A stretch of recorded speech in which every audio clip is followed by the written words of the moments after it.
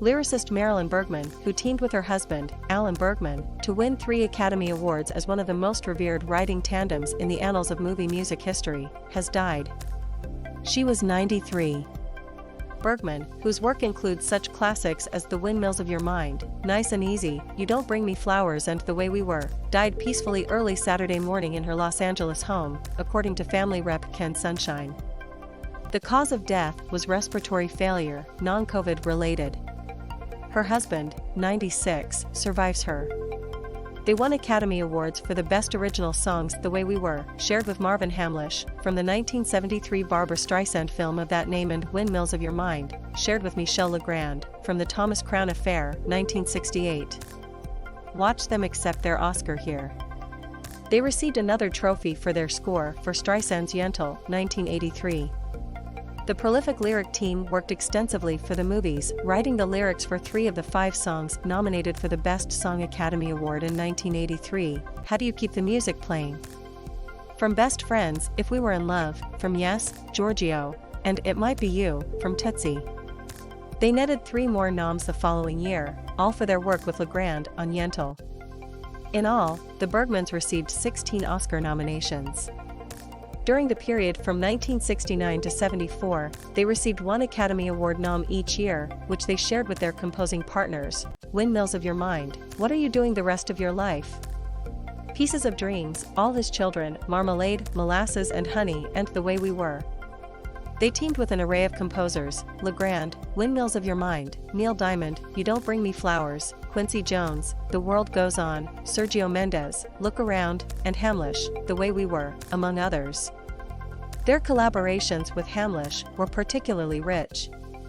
In addition to an Oscar and a Grammy for The Way We Were, they garnered an Oscar nom with Hamlisch on The Last Time I Felt Like This from Same Time Next Year.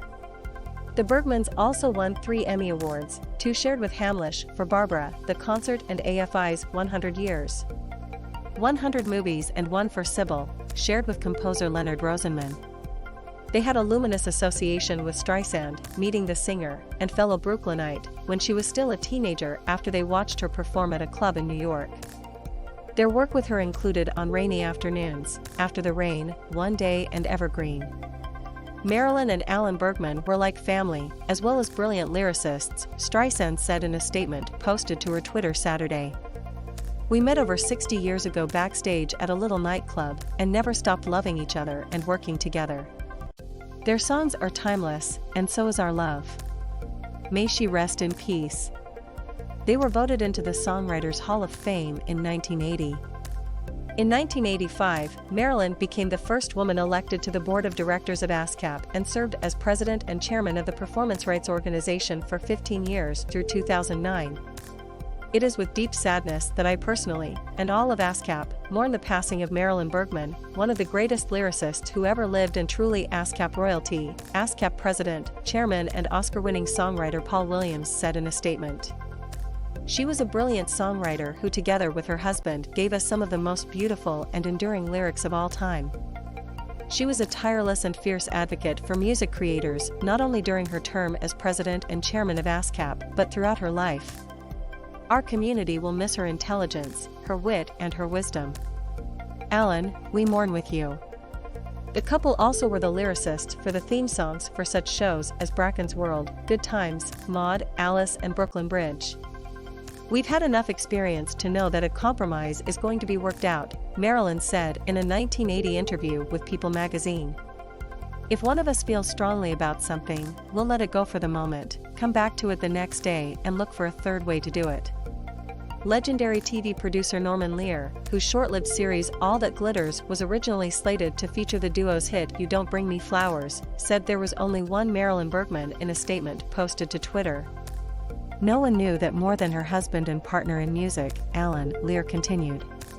To those of us who love the Bergmans' lyrics, Marilyn takes a bit of our hearts and souls with her today. Music icon Tony Bennett also remembered the duo's work in Marilyn on Saturday, writing, Marilyn and Alan Bergman with Michel Legrand wrote my favorite song, How Do You Keep the Music Playing? We lost Marilyn today, but her music keeps playing. The Bergmans were born in the same Brooklyn hospital. She 3 years after him. Streisand was born at the Jewish hospital, too, and grew up near each other, but they did not meet until they had moved west. The daughter of a clothing manufacturer, she was born Marilyn Keith on November 10, 1928. She studied concert piano at New York's High School of Music and Art and then psychology and English at NYU. While in college, she broke both shoulders when she fell down a flight of stairs. While recuperating at her parents' home in LA and unable to write, she began speaking song lyrics into a tape recorder. She was introduced to Alan at a party in 1956 by composer Lou Spence. That first day, they wrote a song together, I Never Knew What Hit Me, which they said was awful, and married 2 years later.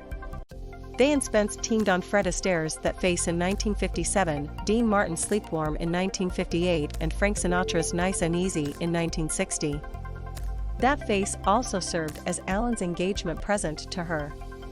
They recently wrote 2 more film songs, one with Legrand for the release, Hurry Home for Jerry Lewis Max Rose, 2013, and one with Dave Grusin, Just Getting Started, for the documentary If You're Not in the Obit, Eat Breakfast, 2017.